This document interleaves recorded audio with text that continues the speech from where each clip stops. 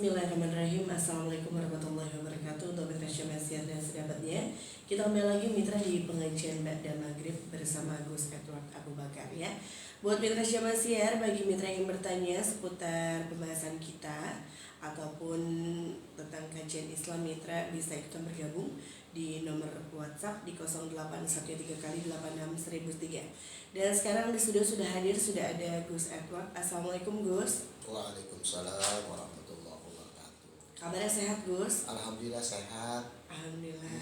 Mami udah sehat dong? Alhamdulillah, saya udah seger. Ya kan, tadi habis diguyur hujan. Oh, kirain diguyur duit. Maunya juga gitu ya. Amin. Pembahasan kita hari ini tentang apa Gus? Hari ini pembahasan kitab Safinatun Najah yang berjudul larangan buat orang yang batal wudu. Ya, baik, silakan Gus. Assalamualaikum warahmatullahi wabarakatuh. Alhamdulillahirabbil alamin. Allahumma shalli ala sayidina Muhammad wa ala ali sayidina Muhammad. Rabbi shrah li sadri wa yassir li amri wahlul 'uqdatam min lisani yafqahu qawli. Amma ba'du, wa qala Allah ta'ala fil Qur'anil Karim. A'udzu billahi minasyaitonir rajim. Bismillahirrahmanirrahim. Yarfa'illahu alladhina amanu minkum walladhina utul ilma darajat. Wa qala an-nabiy sallallahu alaihi wasallam innama bu'istu mu'alliman. Sadaqallahu al-'azim wa sadaqa rasulun nabiyul habibul karim. Wa nahnu ala dhalika minasyahidina wasyakirina walhamdulillahi rabbil alamin. Mitra Gaga di mana saja Anda berada, semoga diberikan sehat walafiat, panjang umur, berkah selamat dunia akhirat. Semoga di bulan Rajab ini bisa banyak menanam amal kebaikan kepada Allah Subhanahu wa taala sehingga Allah berikan bahagia dunia akhirat. Yang saya hormati, di studio ada Ayah Mami dan Bang Jerry, mudah-mudahan beliau dan keluarganya diberikan sehat walafiat, panjang umur, berkah selamat dunia akhirat, dan semoga Allah berikan kebahagiaan zahir batinnya baik di dunia maupun di akhirat, dan juga banyak duitnya. Amin ya rabbal alamin. Baik mitra Gangga, hari ini pembahasan kitab Safinatun Najah yang berjudul larangan buat orang yang batal wudu. Orang yang batal wudunya haram atasnya 4 perkara. Yang pertama, sholat. Yang kedua, tawaf. Yang ketiga, menyentuh Al-Quran. Yang keempat, membawa Al-Quran. Dilarang bagi yang tidak ada wudu melakukan 4 perkara. Yang pertama yaitu tadi sholat. Semua yang dinamakan sholat tidak boleh dilakukan tanpa wudu, walaupun sujud tilawah atau sholat jenazah, sesuai dengan sabda Rasulullah Shallallahu Alaihi Wasallam yang artinya Allah tidak menerima sholat tanpa bersuci. Hadis riwayat Muslim. Jadi semua sholat itu harus memiliki wudu, harus mempunyai wudu. Jadi tidak ada sholat tanpa wudu, semuanya harus bersuci yang sesuai disabdakan oleh Rasulullah SAW, yaitu adalah wudu, ataupun dia jika memiliki hadas maka dia mandi terlebih dahulu. Yang kedua, tawaf. Sesuai dengan sabda Rasulullah SAW, tawaf di Baitullah itu dengan sholat. Hanya saja Allah membolehkan dalam tawaf berbicara. Hadis riwayat At-Tirmizi, Al-Hakim, Ad-Darqutni. Jadi tawaf pun harus memiliki wudu. Jadi tawaf tanpa wudu yaitu tidak boleh, harus memiliki wudu. Walaupun tawaf itu terjadi boleh berbicara. Yang ketiga yaitu menyentuh Al-Quran. Yang keempat membawa Al-Quran. Karena Al-Quran adalah kitab suci, maka tidak boleh disentuh atau dibawa kecuali dalam keadaan suci. Jadi memegang Al-Quran harus mempunyai wudu. Karena apa? Al-Quran adalah kitab suci, kalimatullah, kalam atau ucapan atau firman dari Allah Subhanahu wa taala, yang mana ucapan Allah adalah ucapan yang maha suci, maka kita harus memiliki wudu ketika kita menyentuh ataupun membawa Al-Quran. Allah Subhanahu wa taala berfirman dalam surat Al-Waqiah ayat 77, tidak menyentuh kecuali hamba-hamba yang disucikan. Jadi kita harus menyentuh Al-Quran dengan wudu yang kita miliki, yang kita peroleh, agar mudah dan boleh menyentuh dan membawa Al-Quran. Dibolehkan membawa dan menyentuh Al-Quran tanpa wudu berupa barang atau tafsir atau terjemahan yang kalimatnya lebih banyak dari isi Al-Quran. Jadi pernah kita melihat itu kayak Al-Quran terjemah, itu masih diperbolehkan tanpa wudu. Karena apa? Yaitu terjemahannya lebih banyak, bahasa atau artinya, bahasa Indonesia atau artinya itu lebih banyak daripada kalam-kalam Al-Quran. Barang serupa yang ragu apakah ia masih menyimpan wudu. Siapa orang yang ragu apakah ia masih menyimpan wudu atau memiliki wudu atau tidak, maka hendaknya ia berpegang kepada keyakinannya sesuai dengan hadis Rasulullah SAW dari Abu Hurairah radhiyallahu anhu. Ia berkata, telah bersabda Rasulullah SAW, apabila seseorang dari kalian merasa sesuatu di dalam perutnya, yaitu ragu-ragu apakah keluar darinya sesuatu atau tidak, maka janganlah ia keluar dari masjid, yaitu enggak usah untuk berwudu, hingga ia dengar suara atau ia merasakan angin ataupun bau. Hadis riwayat Muslim. Jadi ketika kita di dalam masjid meragukan batal atau tidak, maka tetaplah berada di dalam masjid untuk melanjutkan ibadah yang lainnya. Akan tetapi sambil menunggu daripada, yaitu meyakinkan kita mengeluarkan gas atau tidak, entut atau tidak, yaitu salah satunya mengeluarkan suara ataupun baunya yang kita cium, yang kita ketahui.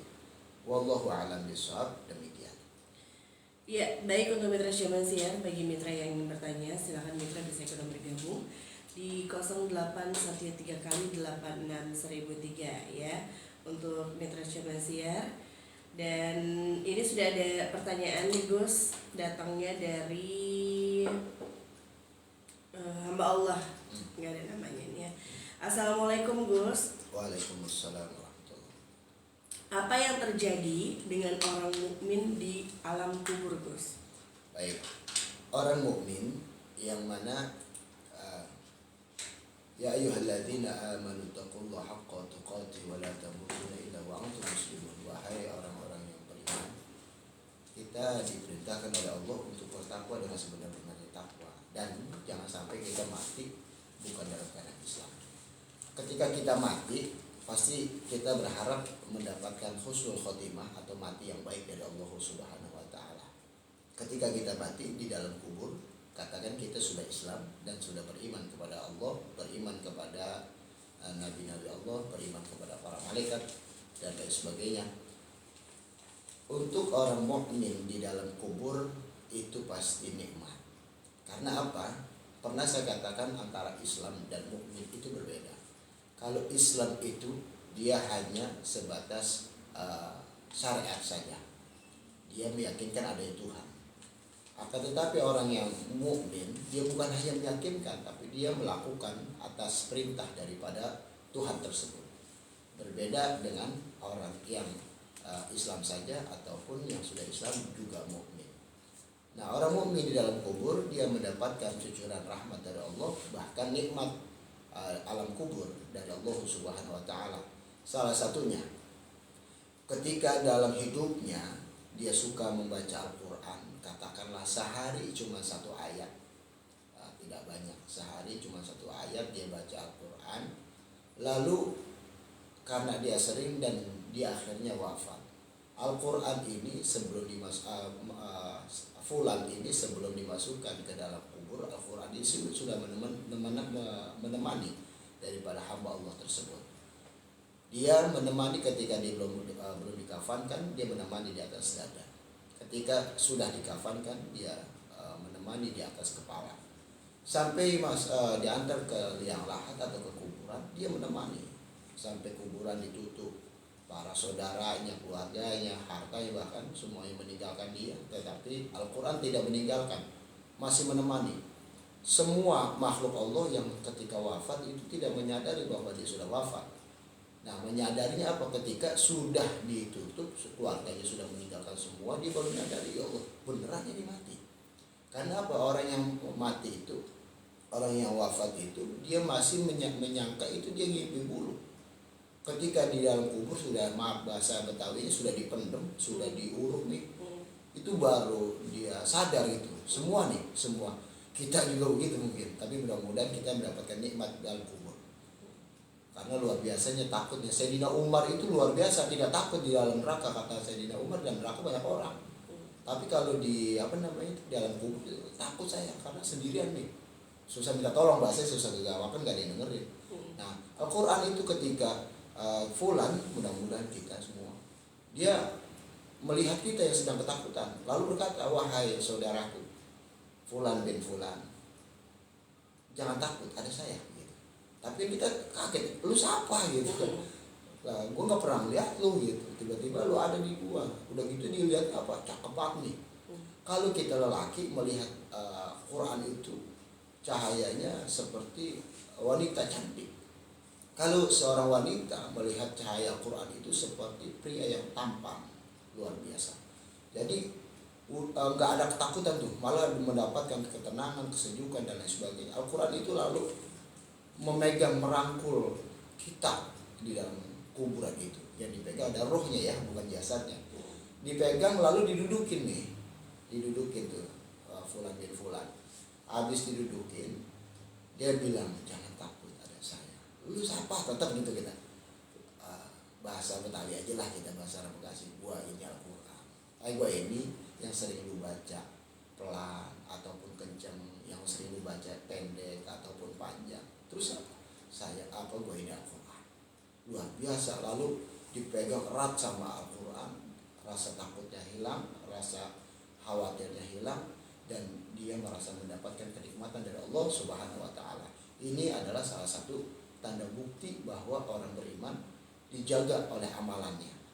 Dan Al-Quran ini menemani sampai yaumil qiyamah, sampai hari kiamat. Dan bedanya orang yang mukmin tadi kan di dalam kubur bagaimana? Bagaikan tidurnya pengantin baru, tidak pernah takut, tapi dia indah, nikmat dan lain sebagainya. Begitu. Ya. Baik, untuk mitra Jaman Siar ya, silahkan bagi mitra yang masih ingin bergabung di nomor WhatsApp yang ingin bertanya dengan Gus Edward di 0813 kali 86003. Ini sudah ada Febrianti. Assalamualaikum Gus. Waalaikumsalam. Puasa khusus di bulan Rajab dan keutamaannya. Baik. Puasa di bulan Rajab itu kan pernah saya katakan kemarin, bulan Rajab adalah bulannya Allah, bulan Sa'ban adalah bulannya Nabi Muhammad SAW, bulan Ramadan adalah bulan umat Nabi Muhammad. Bulan Rajab itu kita bisa berpuasa pertama sekali doang boleh. Puasa Senin Kemis maksudnya di bulan Rajab tetap mengambil puasa Senin Kemis boleh. Ataupun 10 hari berturut-turut, 10 di awal. Dan yang ketiga yaitu ada juga yang mengatakan bahwa di awal bulan dan di akhir bulan puasanya. Lalu yang mana yang baik? Yang baik yang bisa kita jalani dan mengambil kebaikan bahwa kita latihan. Bulan Rajab itu bulan nanam. Bahasa simpelnya kita mau masuk bulan Ramadan, mungkin ada lupa kita puasa gimana sih rasanya begitu. Jadi di bulan Rajab ini kita latihan lah. Nah, di bulan Rajab ini nanam. Ketika tanam, apa yang kita tanam terserah. Kalau mau nanamnya semangka, hasilnya semangka. Kalau kita nanamnya apel, kita dapatnya apel. Maksudnya dari mana? Misalkan kita pengen puasa sunnah, silakan. Pengen sedekah, silakan. Pengen rajin sholatnya, silakan, dan lain sebagainya. Ini yang kita tanam. Bahkan kita berbaik kepada makhluknya Allah, itu juga adalah amalan yang dianjurkan oleh Nabi Muhammad SAW. Nah ketika di bulan Sa'ban nanti kita rawat tuh yang kita tanam tadi. Maksudnya apa? Jangan kita kelarin, terus kita rawat. Nah ketika udah kita rawat, berkembang, tumbuh dan lain sebagainya, lalu masuk di bulan Ramadan, yang mana bulan Ramadan adalah bulan panen, berlipat-lipat ganda kebaikan, bahkan daripada kebahagiaan. Siapa aja mendapatkan kebahagiaan di bulan Ramadan, maaf, bukan hanya orang Islam dan Muslim pun mendapatkan kebahagiaan itu. Salah satunya apa?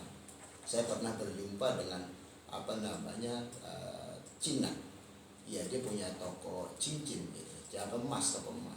Dia bilang luar biasa Ustaz katanya. Saya kalau di bulan Ramadan ini mau lebaran katanya, wah saya kayak dapat rezeki loprok berlipat-lipat daripada bulan-bulan yang lain. Oh iya Cik, benar. Makanya itu saya setuju di bulan Ramadan ini bukan bulan keberkahan, bukan hanya buat orang Islam, tapi buat saya yang tidak Islam atau non Islam begitu. Jadi amalan di bulan Rajab adalah puasa, salah satunya puasa di awal bulan, di akhir bulan, ataupun puasa Senin Kamis, ataupun puasa Nabi Daud.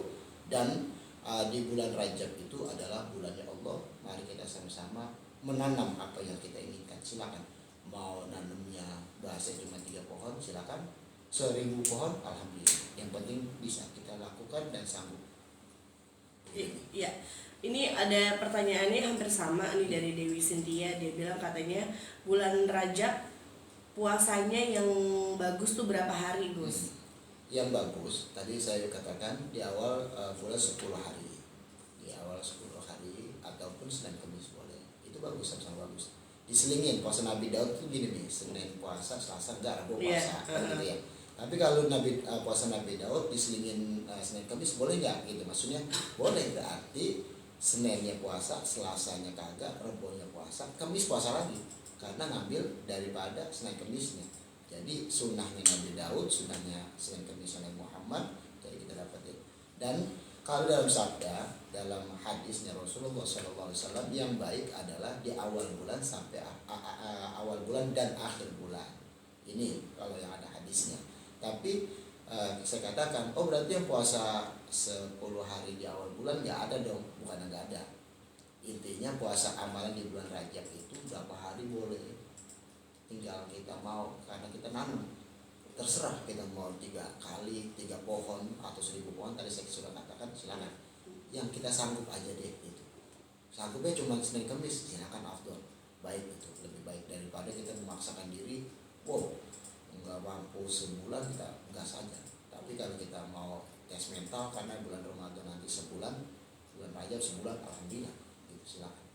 Jadi mah dia sesanggupnya setengah hari, Gus. Apa namanya? Kebo bule apa sih? Puasa kebo bule gitu ya. Dia mah kayak bocah setengah hari. Ada lagi tuh orang Betawi, naik ke Bali apa sih gitu lah, lupa saya tuh. Lagi nggak ingat. Apa aja? Puasa kebun tongke. Apa sih? Oke, ada pertanyaan lagi. Ini dari Isah ya. Assalamualaikum Gus. Waalaikumsalam. Salah satu doa yang bakal diijabah sama Allah tuh apa, Gus? Baik, salah satu doa yang diijabah istighfar. Istighfar itu kita walaupun hanya istighfar, kan istighfar definisinya kita mohon ampun, ngaku salah. Tapi luar biasa efeknya. Salah satunya apa? Efeknya itu diberikan sehat. Selain kita mohon ampun untuk dosa, efeknya yang lain yang paling terpenting adalah diberikan sehat. Yang kedua rezekinya atau fulus lah gitu, atau duit gitu, itu secara otomatis istighfar nih. Nah kalau berbicara doa yang paling baik adalah mendoakan dirinya. Jadi sebelum mendoakan orang lain, doain dirinya, doain diri kita juga gitu. Kita suka lupa nih doain diri kita. Terkadang kita cukup minta duit aja, cukup minta motor dan lain sebagainya, pangkat, gaji ya. Tapi kita lupa sama diri kita. Maka di sini mudah-mudahan menjadi kebaikan buat kita. Minta sama Allah, ya Allah sehatin zohir dan batin. Kalau bahasa simpel gini, ya Allah sehatin jasad saya sama roh saya. Karena apa? Kalau jasadnya sehat, rohnya kagak. wah itu masalah kayaknya duit banyak nih, maksudnya jalan ketemu nih duitnya dan lain sebagainya. Tapi kok kita masih nggak enak aja, masih pusing aja karena kita cuek sama roh kita.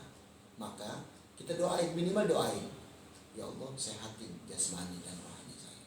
Baru deh sebutin, ya Allah sehatin jasmani suami saya, sehatin jasmani dan rohani anak saya. Itu jadi keren, bahasa kerennya apa? Cakep di luar, cakep di dalam, insya Allah. Nah kalau bicara zikiran yang paling mantep ya banyak, salah satunya istighfar. Jadi hanya mengucapkan istighfar efeknya banyak. Salah satunya diberikan sehat, rezeki yang berlimpah ruah, uang, pangkat, derajat ataupun keselamatan dan sebagainya. Bahasa simpelnya begini nih, anak mami waduh banget deh, tiba-tiba nih maafin nih, wah melas banget kayaknya. Gak mungkin mami apa tega, makasih ya Allah, iya, mengapa lo enggak minta maaf doang. Itu dia minta maaf doang nih, tapi mami nggak tega karena sayang dan cinta luar biasa. Ya udah nyok es krim mau tuh. Yang kedua apa namanya, mau 2 apa 3 tuh, karena apa, luar biasanya pedulinya orang tua ketika seorang anak benar-benar tulus minta maaf. Begitu maksudnya. Oke. Paham Jen? Oke, lagi baik. Oke, baik, itu sekaligus pertanyaan terakhir ya. Jadi buat Mitra Syamasiar, bagi mitra yang masih ingin bergabung, mudah-mudahan besok kita bergabung kembali di segmen pengajian Ba'da Maghrib ya. Terakhir silakan menutup Gus. Baik mitra ganda di mana saja Anda berada. Yang pertama, mari kita sama-sama syiarkan agama kita dari kampung kita, dari sebelah rumah kita, dari rumah kita. Kita syiarkan agama terlebih dahulu dari yang paling dekat dengan kita. Ada masjid, musola, majelis ta'lim, pondok pesantren dan lain sebagainya. Tolong bantu syiarkan terlebih lagi dalam rumah kita. Yang kedua, kita jangan pernah memandang makhluk Allah dengan sebelah mata. Walaupun dia berbeda keyakinan, walaupun dia berbeda penampilan, kita lihat mereka karena mereka adalah makhluknya Allah Subhanahu wa Ta'ala, dan terus kita belajar berbaik karena kita ingin menjadi rahmat seluruh alam semesta ini. Yang ketiga, mari kita berdoa kepada Allah, mudah-mudahan doa-doa kita diijabah oleh Allah Subhanahu wa Ta'ala, dan mudah-mudahan Allah qabul, Allah berikan keberkahan di bulan Rajab, di bulan Sya'ban, dan di bulan Ramadan nanti. Astaghfirullahaladzim, astaghfirullahaladzim, astaghfirullahaladzim. Alhamdulillahi rabbil alamin. Allahumma salli ala sayyidina Muhammad wa ala ali sayyidina Muhammad. Rabbana zalamna anfusana wa illam taghfir lana wa tarhamna lanakunanna minal khasirin. La ilaha illa anta subhanaka inni kuntu minadh dhalimin. La haula wa la quwwata illa billahil aliyyil azim. Allahumma arinal haqqa haqqan warzuqna ittiba'ah wa arinal batila batila warzuqna ijtinabah. Allahumma barik lana fi Rajab wa Sya'ban wa ballighna Ramadan. Allahumma barik lana fi Rajab wa Sya'ban wa ballighna Ramadan. Allahumma barik lana fi Rajab wa Sya'ban wa ballighna Ramadan. Allahumma inna nas'aluka ridhaka wal jannah wa na'udzubika min sakhatika wan nar. Allahumma innaka 'afuwwun karim tuhibbul 'afwa fa'fu 'anna ya karim. Rabbi ighfir lana wa liwalidayna warhamhuma kama rabbayana shighara. Rabbi zidna 'ilman warzuqna fahman. Rabbana hab lana min azwajina wa dhurriyyatina qurrata a'yun waj'alna lil muttaqina imama. Rabbana hab lana minas salihin. Rabbana hab lana minas salihin. Rabbana hab lana minas salihin. Rabbana atina fid dunya hasanah wa fil akhirati hasanah wa qina adzaban nar. Wa sallallahu ala sayyidina Muhammadin wa ala alihi wa sahbihi wasallam. Walhamdulillahi rabbil alamin. Assalamualaikum warahmatullahi